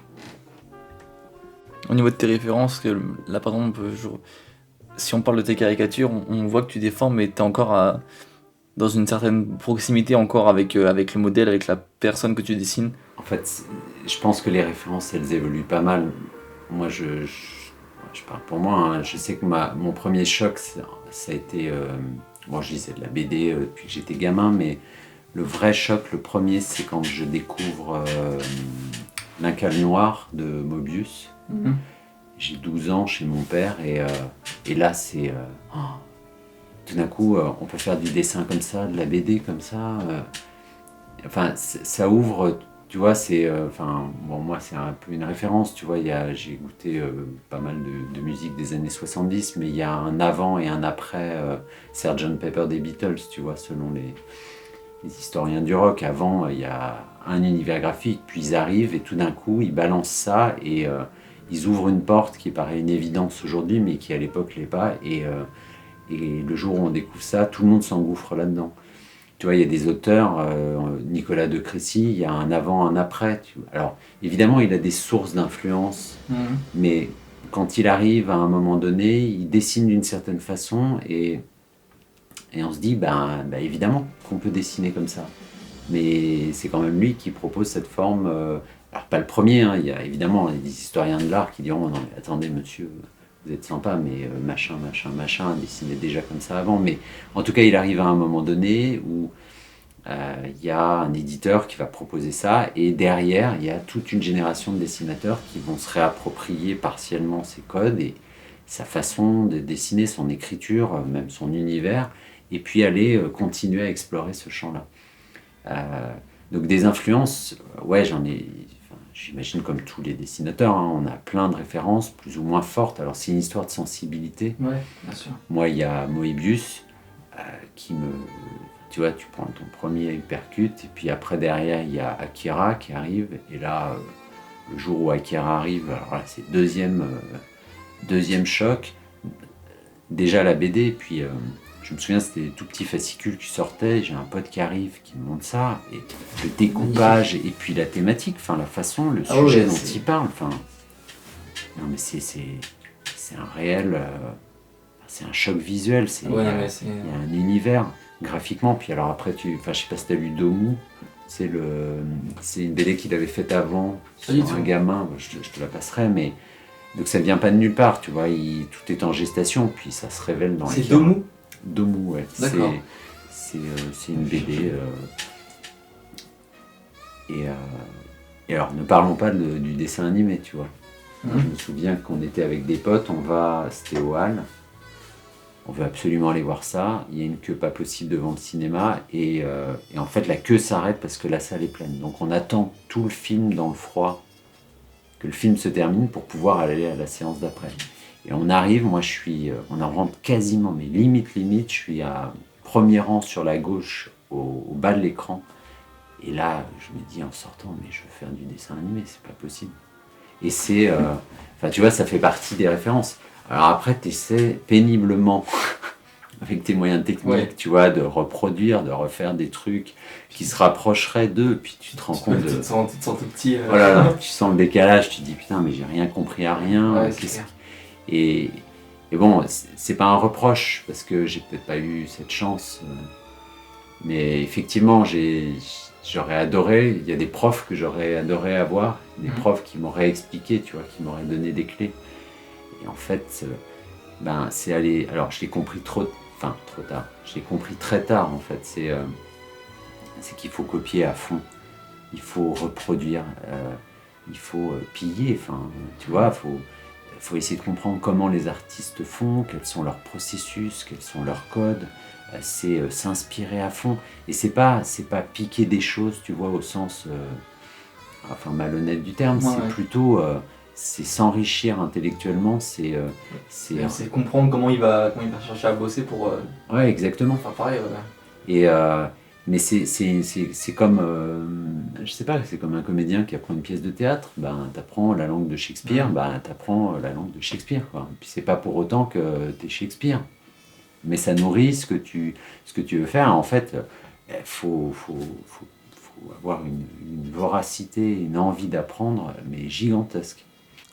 Je vais te montrer un livre qui, moi, je pense que c'est un des livres qui m'a le plus marqué et le plus fait comprendre de choses dans le dessin. C'est un livre qui s'appelle Force de Mike Mattesi, si je dis pas de bêtises, ou Michael Mattesi, je crois que c'est Michael Mattesi. Et tu vas voir un peu, en gros, un peu toute la dynamique qu'il va instaurer dans ses dessins, et moi je trouve ça incroyable, et c'est le genre d'ouvrage qui est génial pour l'animation. Il y a des vidéos de lui sur YouTube dans lesquelles il dessine, il y a un modèle en fait, et lui il va dessiner les lignes de force et après le déformer pour avoir le dessin le plus dynamique possible, et en fait il fait des corps mais déformés qui n'ont plus aucun sens, mais c'est génial parce que son truc, il y a vraiment de la vie, et ça a beau être statique, hein, ça reste un dessin, mais on sent que ça bouge et que ça a envie de bouger en fait. Dans le même genre, il y a Glenn Keane, je sais pas si tu vois, l'animateur. Alors c'est un peu la superstar aujourd'hui de chez Disney. Il a travaillé notamment sur Tarzan. Et en fait, il y a des animateurs qui m'avaient raconté que dans les studios, le mec, quand il dessinait, il hurlait, il gueulait en même temps. Il disait, ah, ah, ah. Alors tu l'entendais gueuler. Donc il faisait des animations avec une force. Et pareil, tu vois, c'est vraiment le même genre de ligne. Il y a quelque chose d'hyper dynamique, hyper synthétique, avec une énergie. Ça y va physiquement. Bon, après les mecs, quand ils récupéraient les dessins, les animes, et qu'ils devaient cleaner, tu vois, version Disney avec un trait propre, bon, ils galéraient un peu. Mais derrière, il y avait une énergie. Je sais pas si tu vois dans le film, il y a une scène où tu as Tarzan qui descend sur des lianes en faisant comme s'il surfait, enfin comme s'il faisait du roller. Ouais. En fait, il avait regardé son fils faire du roller. Il s'était inspiré de cette scène pour jouer sur ça. Mais il y a une fluidité, une force, une puissance. Enfin, c'est juste dingue. Mais ce que tu dis sur ça, moi, ça me paraît... En fait, c'est un peu vertigineux aussi parce que on parlait des références. C'est vrai qu'elles ont évolué. Je garde toujours une tendresse et une admiration sans limite pour Otomo, mais évidemment, il y a tous les Japonais qui suivent derrière. Enfin, tu vois, Oui, bien sûr. je me souviens de mon premier Miyazaki. C'était sur Canal. C'était le dernier passage de Mon voisin Totoro. J'avais jamais vu un Miyazaki. Et il passait... J'ai toujours pas vu ce film. Ah ouais. Bah écoute, moi on m'avait dit... Enfin, j'avais regardé sur le programme télé parce qu'à l'époque... Ouais. Tu pouvais pas avoir accès comme ça. Et donc c'était à 5h du mat, il fallait se lever. À 5h du mat, je me lève, je me fous devant ma télé et je découvre Totoro. Oh, mais c'est pareil, tu vois. C'est en quelle année ça? J'étais au Gobelin. Je sais plus quand est-ce que c'était. J'avais 24, c'était en quoi? En 94 quelque chose comme ça. Donc ça faisait déjà sans doute quelques années qu'il était sorti. Je dis peut-être une énorme connerie. Non, c'est ça, ouais, 94. Et après, bon, effectivement, moi je suis assez influencé aussi. Enfin, influencé, je sais pas, mais en tout cas admiratif de tout ce qui est peinture classique, tout ce qui est dessin classique. Moi, Degas, mais ça me bouleverse vraiment. Rembrandt, pareil. Géricault. Enfin, tous ces peintres classiques, parce que là, on parle de références qui sont assez proches. Tu vois, qui, moi, me paraissent relativement accessibles, mais dont j'ai l'impression de comprendre le travail, plus ou moins. Mais il y a des gens que je ne comprends pas. Je me souviens tu vois, des gens comme Sargent, on peut à peu près appréhender comment il fonctionnait. Des gens comme Sorolla, Joachim Sorolla, c'est un peintre 19e, D'accord. post-impressionniste. enfin, je me souviens d'une expo je crois que c'était à Orsay, non c'était au Petit Palais. Je regardais sa peinture, c'est une peinture immense où il y a des femmes qui sont en train de recoudre une énorme toile blanche, c'est probablement une voile. Mais je regardais le truc et je ne comprenais pas les choix de couleurs, je ne comprenais pas pourquoi tout d'un coup il y avait du vert sur les visages ou du bleu sur certaines parties de la peau. Je ne comprenais pas pourquoi il utilisait ces gammes de couleurs-là et pourquoi ça marchait si bien. Pourquoi ça... Et là, je voyais que la limite de ma compréhension intellectuelle, enfin, tu vois, ça arrêtait très vite. Mon professeur de modèle vivant, il m'avait dit, ça va te paraître paradoxal, mais si tu veux avoir un beau beige, une belle peau, une peau crédible dans laquelle on sent que y a de la vie sous cette peau, tu vas faire un bleu saturé, une sous-couche d'un bleu saturé, un vert qui pète ou un truc dans le genre, et tu verras que ça va donner toute la force à ta couleur. Moi, je sais que la peinture et la couleur, enfin, je n'y vais pas parce que ça me paraît trop étranger. Enfin, vraiment, là, j'ai pas les capacités, je pense, intellectuelles. Enfin, ça me paraît complètement inaccessible. Donc, je reste dans le dessin. C'est déjà compliqué, mais et alors bon, tous ces gens-là, enfin, tu vois, Lautrec. Toulouse-Lautrec. Ouais, Toulouse-Lautrec. Mais enfin, t'avais juste envie d'aller boire un verre avec lui, quoi. Enfin, le mec avait l'air complètement dingue, complètement délirant, hyper drôle. Tu prends Degas, ça devait être, je crois que c'était un peu un sale con, mais quel artiste. Tu prends, tu prends même Monet, t'avais juste envie de. Enfin, ce mec avait l'air d'une tendresse et d'une gentillesse quand tu regardes ses toiles. Enfin, moi, je trouve qu'au bout d'un moment, c'est plus une personnalité, enfin une sensation globale qui transparaît. Mais moi, jamais je n'aurais la prétention d'arriver à ça.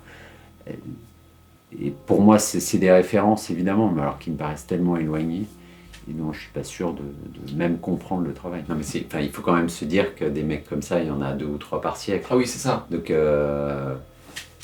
bon, à moins qu'on ait beaucoup de chance tous les deux, peut-être qu'on est les 2 du siècle, mais j'y crois moi. Enfin, non, je sais pas pour toi, mais moi, je sais que j'ai renoncé, tu vois. Mais ouais, non, mais là, on est dans...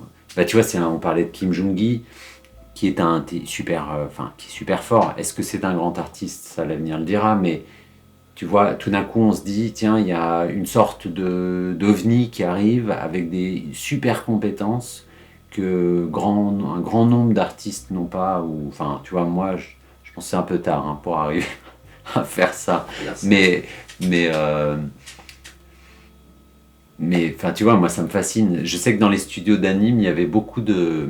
Tu sais, de temps en temps, il y avait un mec qui ramenait un artbook.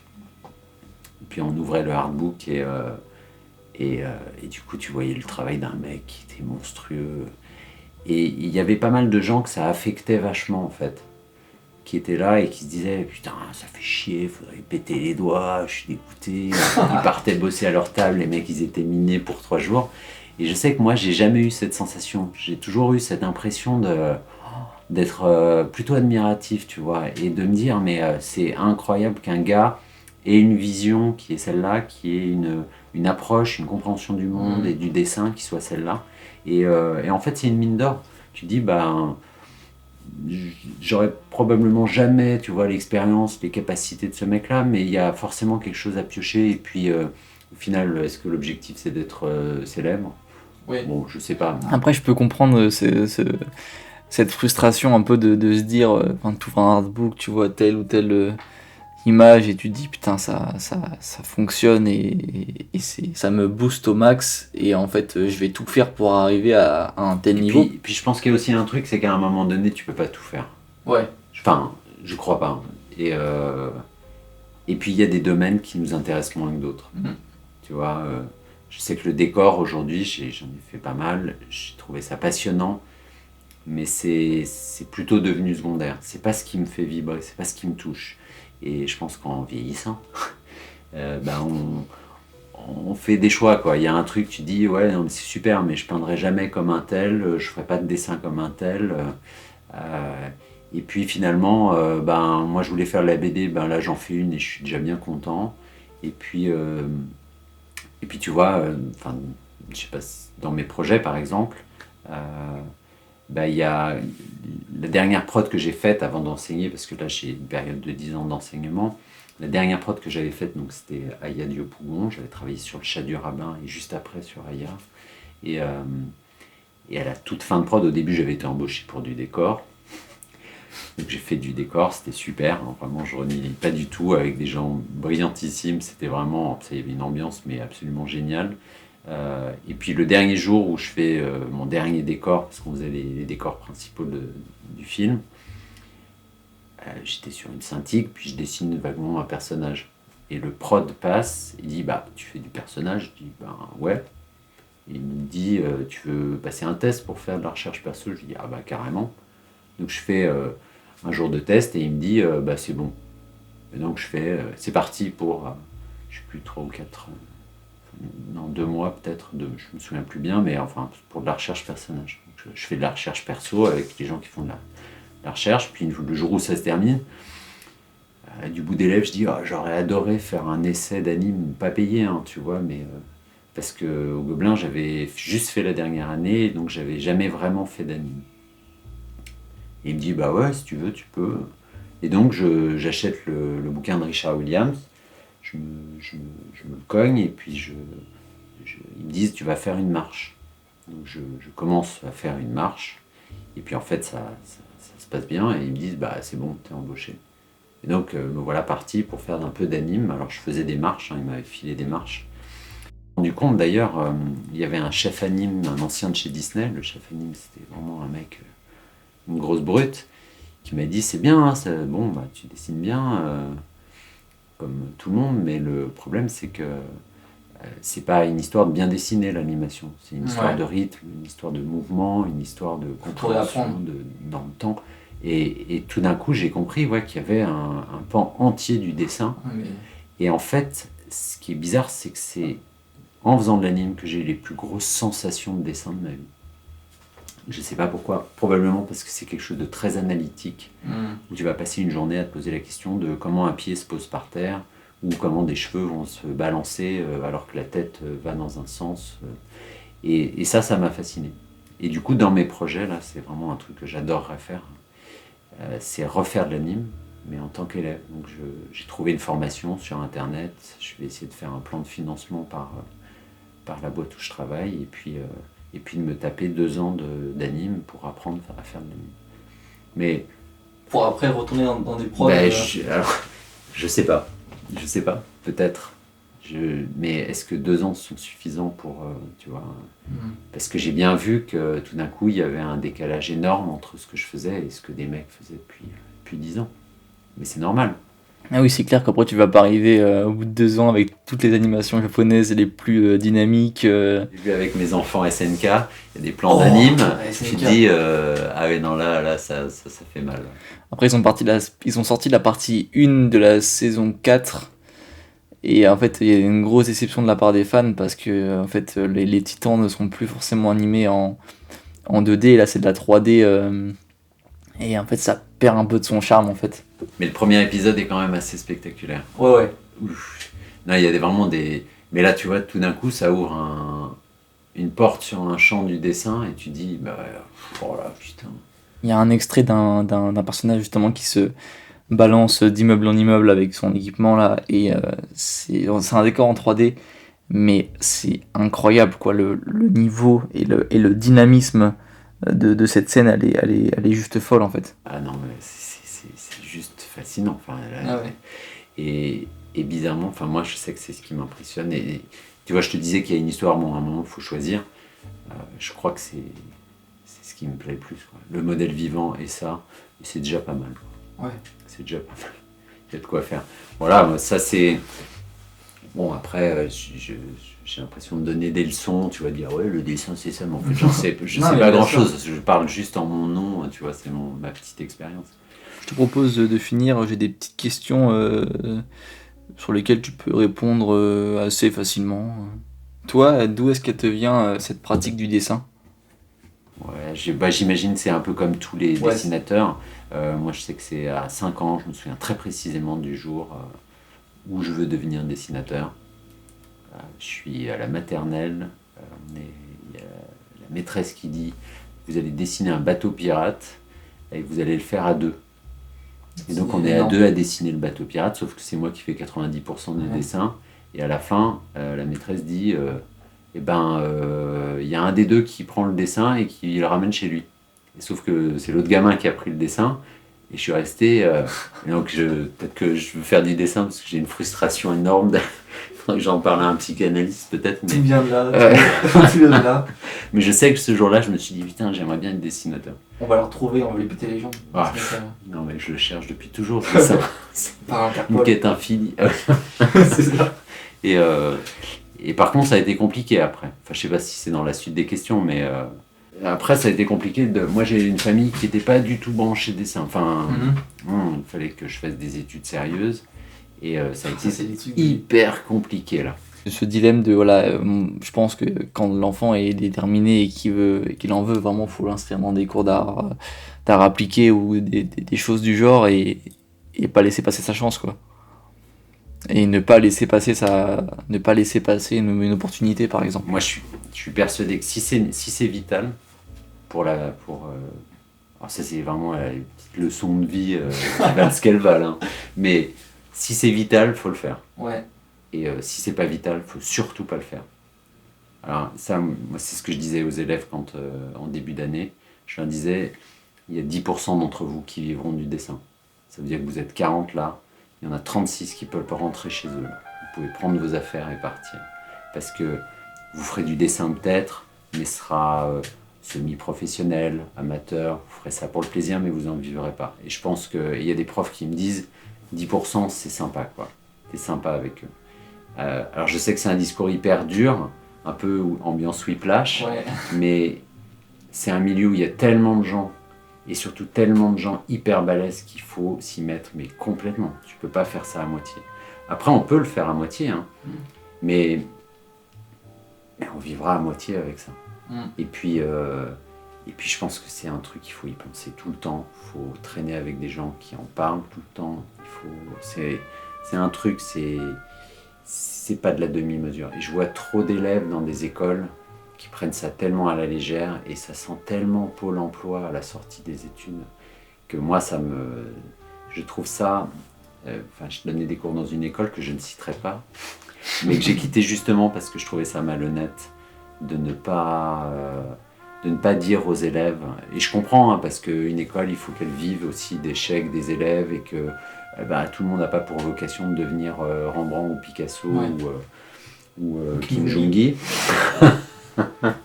pour pas le citer, et qu'on peut faire du dessin pour le plaisir et que il y a pas de règle quoi, mais honnêtement faut pas faire semblant. Et si pareil, je vois beaucoup d'élèves qui arrivent et qui, parce qu'ils ont vu Miyazaki, disent ouais, je veux trop faire du dessin animé. Ouais, mais il y a un décalage entre regarder un dessin animé et en faire. Et parfois, ils comprennent pas que c'est pas juste dessiner une petite tête de manga qu'on a apprise par cœur, que c'est beaucoup de choses à apprendre et que vraiment la concurrence est rude. Mais c'est une histoire de passion, d'envie, de désir, et je pense que c'est vraiment un désir vital. Du coup, je rebondis sur ça, j'avais une autre question. Est-ce que pour toi, dessiner, c'est un besoin, c'est une envie, ou lorsque des fois, justement, au sens contraire, tu te forces à dessiner ? Non, je crois pas. Je crois pas, non, je me force jamais. C'est même un besoin, dès que j'ai 5 minutes, je dessine en fait, dans le métro, dans le train, debout dans la gare. Il n'y a pas de journée où je dessine pas. C'est pas possible en fait. Il y a un truc, et j'ai un niveau qui est ce qu'il est. C'est sans prétention, mais on le voit. Tu vois, je traîne avec des gens. Ça fait partie de leur vie, quoi. Ça fait partie de leur ADN. Ils sont comme ça, quoi. Ils dessinent, ils regardent le monde en dessin. Je me souviens d'un gars que je connaissais, qui était un mec qui a fait les Gobelins, pareil, avec qui j'avais bossé sur Petit Vampire. Et je me souviens, il avait fait un décor, c'était une ambiance sous-marine, c'était des sculptures de femmes. Non, pas le film, c'était la série. D'accord. Je rebondis sur ça parce qu'il y a justement un artiste qui a bossé sur Petit Vampire et qui a posté quelques turnarounds de personnages du film sur Instagram. c'est magnifique, quoi, parce qu'il y a des personnages qui ont des morphologies vraiment particulières et complexes à dessiner, et lui il les fait tourner et ça fonctionne parfaitement, et c'est magnifique, quoi. C'est ça, ouais, ça. Bon, l'histoire du hardbook, quoi. Et ce gars-là, il fait un décor juste magnifique. Lamsa Sfar n'est pas un gars forcément connu pour la rigueur et la justesse de ses perspectives, mais c'est pas un problème parce qu'il y a une ambiance lumineuse, il y a une composition. Et sur le décor, donc c'est une ambiance sous-marine avec des sculptures de femmes et de la lumière qui traverse la surface de l'eau. Et c'est super beau. Et en fait, je lui dis, mais wow, comment tu fais pour avoir ce sens de la valeur? Et il m'explique que le matin, quand il se réveille, il prend 10-15 minutes, alors à l'époque, il prenait 10-15 minutes à regarder son plafond. Et la façon dont la lumière entrait dans sa chambre et toutes les gammes de gris qu'il y avait sur le plafond. Et donc il prenait ce temps-là juste pour déjà commencer sa journée en regardant ça. Et vraiment, quand il m'a dit ça, je me suis dit, mais en fait, il faut le faire sans arrêt. Et même quand on n'a pas un crayon à la main, c'est toujours regarder ce que tu disais tout à l'heure. C'est pas traverser le monde en voyant vaguement les choses, mais vraiment les regarder avec une intention, on choisit ce qu'on regarde et ce qu'on a envie d'apprendre. Donc ouais, c'est vraiment, pour répondre à ta question, c'est vraiment un besoin. Ouais. Ok, top. Parler de ton processus de création. Là par exemple, si on parle de quand c'est une commande, quand tu as une deadline et Là, tout. Je me suis mis un peu dans une situation où j'en ai plus trop. Alors il y a la BD, mais la BD, les deadlines, elles sont toujours un peu floues. Mais j'ai fait un peu l'escroc là. Tu vois, quand t'es prof, t'es un peu vite un escroc. C'est-à-dire que évidemment, tu donnes des cours, t'as un peu plus d'expérience que les élèves, donc tu peux vite devenir une sorte de gourou. T'arrives, t'expliques 3 trucs de base et les élèves te regardent comme une sorte de dieu vivant, tu vois, ils te déifient alors que vraiment il n'y a aucune raison. Et il y a des profs, et moi je l'ai sans doute fait, mais qui se réfugient un peu derrière ça, tu vois, et qui finissent par avoir peut-être des postures où on se dit c'est quand même mieux de se retrouver dans une configuration où tu te retrouves avec des gens qui te mettent une bonne claque derrière la nuque parce qu'ils sont 10 fois plus forts que toi, et qu'il faut coller derrière eux. Et la posture de prof, ça peut rendre un peu feignant, tu vois. Et donc moi, j'ai toujours essayé d'être vigilant avec ça. Je sais pas si ça répond à ta question, mais c'est plus le truc, ok, un cours, c'est un espace de création, et il faut que je trouve ce que je dois travailler, et c'est un prétexte à travailler, en fait. Et donc la morpho, quand j'en faisais, parce que là, depuis 2 ans, j'en fais plus, parce que le cadre a évolué, mais à chaque fois je me disais qu'est-ce que je connais pas, qu'est-ce que je peux apprendre, parce que si moi j'apprends des choses aux élèves que j'ai. Et je peux pas rester sur mes acquis en étant toujours à répéter les mêmes trucs. D'ailleurs, c'est un peu ce qui se passe en ce moment, et c'est pour ça aussi que je me remets en question sur l'enseignement, c'est que j'ai peur de tourner en rond au bout d'un moment. Donc c'est plutôt toujours ce truc de l'envie d'apprendre, des choses difficiles que je sais pas faire. Ok, toujours chercher à aller sur des terrains que tu connais pas, quoi. Ouais. Mais bon, j'imagine que ça n'a rien d'original. Tout le monde fait ça, mais... On a parlé plein de choses sur le regard et tout, mais qu'est-ce que tu pourrais dire si les 3 personnes qui écouteront ce podcast, s'il y en a au moins un des 3 qui... 3 millions. Non, je pense pas. Enfin, pas moi en particulier, mais c'est parce que tu seras une superstar dans... bien sûr, Oui. Là, soyons clairs. Le prochain invité, je sais plus qui c'est, je crois que c'est Kim Jong-il qui va nous rejoindre d'ici quelques temps. Si je peux juste être dans un coin de ma pièce pour écouter. Non, mais du coup, si tu as quelque chose à conseiller pour quelqu'un qui démarre. Qui dessine, qui démarre, et les conseils que tu aurais aimé avoir. Les conseils que j'aurais aimé avoir. Par exemple. J'aurais aimé avoir quelqu'un qui soit dur avec moi, qui soit exigeant, qui m'apprenne cette rigueur et cette exigence, et qui m'explique que, à mon avis, le dessin, j'aurais aimé être dans un contexte d'apprentissage qui serait en 3 temps, qui serait on m'apprend des choses, c'est-à-dire qu'il y a une part théorique, et ça, je trouve que ça manque énormément dans le dessin. On t'apprend très peu de choses théoriques, on t'explique très peu de choses. Parce que souvent, on te met direct dans le bain et on te dit, vas-y, nage. Alors qu'il y a des tas de choses à apprendre sur le plan théorique. Qu'est-ce que c'est que prendre des mesures, les outils de mesure. Alors évidemment, c'est la base, ça. Mais c'est ça, c'est la morpho. Moi, la morpho, je ne savais même pas que ça existait pendant mes études. Il n'y a pas un prof qui m'avait parlé de ça. C'est la théorie de la lumière sur un volume, c'est la compréhension des objets dans l'espace. Enfin, il y a énormément de théories à apprendre. Et ça, j'aurais adoré qu'un prof ait cette culture, ce savoir, et nous dise, vous apprenez ça et vous ne branchez pas parce que vous ne pourrez pas dessiner ce que vous ne savez pas. Il y a beaucoup d'élèves qui arrivent et qui sont dans une pièce et qui ne savent pas ce qu'ils ont à faire parce qu'ils n'ont pas de méthode. Je pense que les méthodologies de travail, c'est fondamental. Tu vois, décomposer. Je suis désolé, je suis un peu long, mais quand j'ai commencé à enseigner, je me suis rendu compte qu'en fait, j'avais un processus de travail inconscient. Et que la première étape, c'était de décortiquer ça en tant que prof. Et de dire, Francis, quand tu démarres, tu démarres par ça, puis après tu fais ça, puis ça, puis ça. Et en fait, ça séquence le travail. Et chaque séquence peut être travaillée, développée, tu vois, approfondie.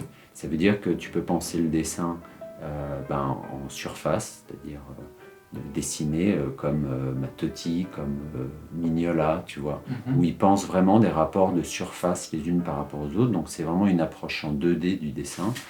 Tu vas avoir une approche en 3D, c'est-à-dire qu'il y a des gens qui pensent en 3D.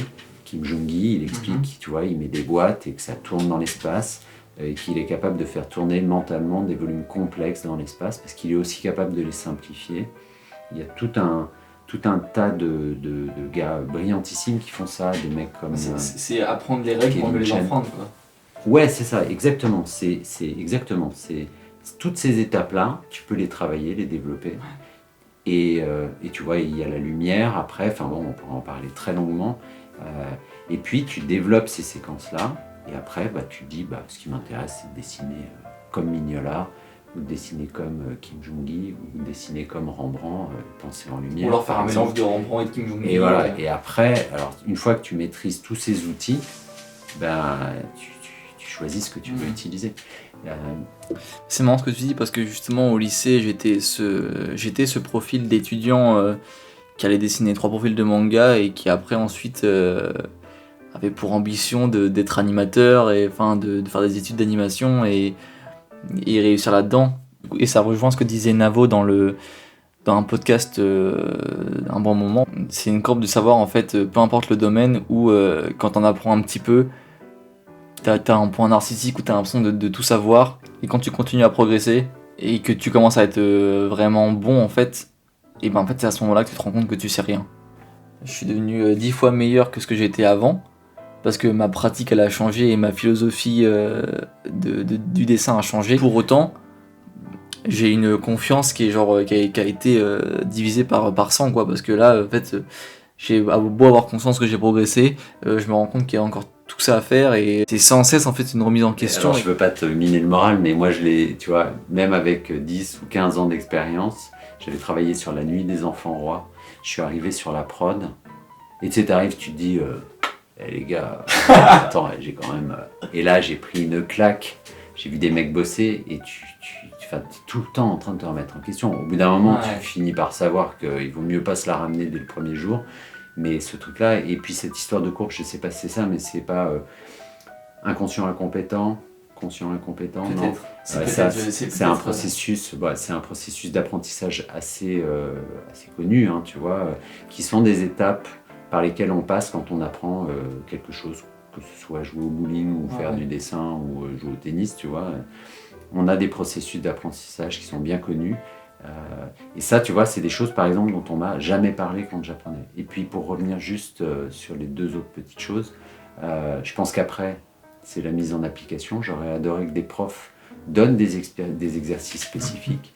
C'est pas normal qu'on dise à quelqu'un qui démarre, vas-y, dessine un corps humain. Enfin, c'est tellement compliqué, tu vois, c'est comme pousser quelqu'un dans la piscine alors que tu lui as pas expliqué comment on nage la brasse. Donc, tu as la moitié qui coule, il n'y a pas de problème. Tu vois. Dans une piscine, c'est toujours gênant d'avoir 5 ou 6 corps qui flottent noyés. Ouais. Dans un atelier de dessin, les profs, ça les gêne pas plus que ça de voir des élèves galérer comme des malades parce qu'ils savent pas ce qu'ils ont à faire. Et puis après, le dernier truc, j'aurais adoré aussi qu'un prof le fasse répéter, refaire, et lâche pas tant qu'on maîtrise pas le truc.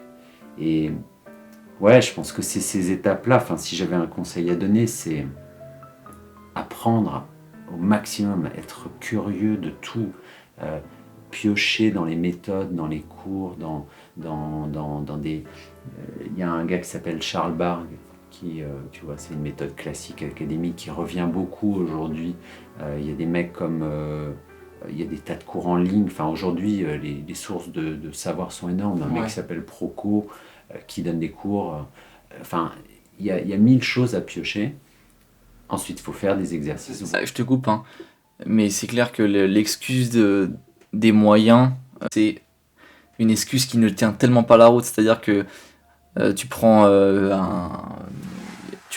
un bic, une feuille de brouillon, et t'as internet et c'est parti. T'es parti pour une vie de dessin, ouais. C'est ça, donc... Voilà, mais ça c'est les trucs que je conseille. Puis après, surtout, je veux pas finir sur une note pessimiste, mais il faut que ce soit essentiel pour les gens qui dessinent. Ouais. Il faut vraiment que ce soit important. Après, on peut le faire en plaisir, en amateur, mais ce sera à la mesure de l'énergie. Je pense que les résultats sont à la mesure de l'investissement. Ça, il n'y a pas de... Bon, à moins d'être un génie. Mais il y en a 2 par siècle. C'est ça. Ok, bon. Et je pense qu'on... T'as pas de choses à rajouter. Non, c'était super, merci pour l'invite. C'est la première fois que je suis interviewé, donc c'est toujours un peu intimidant, mais et puis ouais, je te souhaite vraiment, je trouve l'initiative super. J'espère que tu vas croiser des gens passionnants. Si t'as encore d'autres choses à dire, on pourra faire une suite. En tout cas, c'était super parce que là, moi j'étais parti pour 6 heures de podcast, y a pas de souci. J'ai peut-être tout dit, hein. J'ai peut-être plus rien à dire. Non, mais à l'occasion si tu veux, mais une table ronde avec des gens, ça peut être super. Je veux pas te dire ce que tu as mais tu vois, si tu invites des dessinateurs, j'adorerais échanger avec eux, connaître leur point de vue, comment leur expérience. En tout cas, merci. Très sympa de ta part. Merci à toi.